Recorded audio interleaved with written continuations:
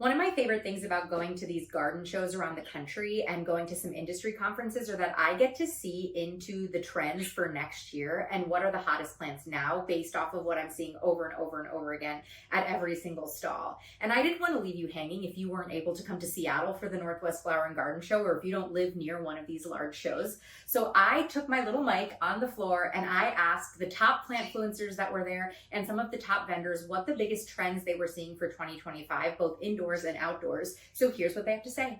Growing joy.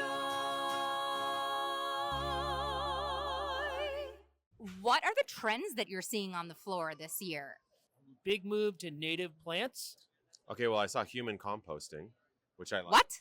It's just right over there. Yeah, you can, when you die, you can be composted in like a little thing and then like return back to the earth, which is what I've always wanted to happen to me ever since I was a kid. I was like, don't put me in a coffin. Yeah. Just put me in the ground, you know? I've seen the coffins made out of mushroom, made out of mycorrhizae. That's one of them.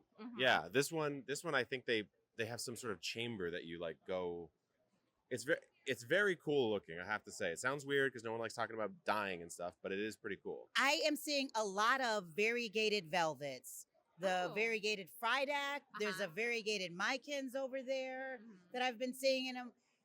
Some anthurium. I can't grow those, and I think that that seems to be what is trending. So I know I don't have to be involved with that. Are you seeing any interesting trends on the floor with all the vendors here? I'm seeing there's a lot of interest in the anthurium. There's a lot of interest in the aeroids in general. Lots of aeroids here, but a lot more interest in ferns I've seen this year. That's been a really cool one. Yeah. Well, you work for a plant seller, so what are the trends that you're seeing from your Costa customers? Statement plants. Everybody wants something that's going to grow big, eye-catching, dramatic. Variegation is still king, especially white, silver, and pink. Climbing, trailing habits. Okay. Fenestration. I would say hanging jasmine. Are you seeing any trends on the show floor that are interesting you? A lot more orchids that I was thinking was going to be a thing, but there's a lot of them and a lot of booths here, so I'm excited.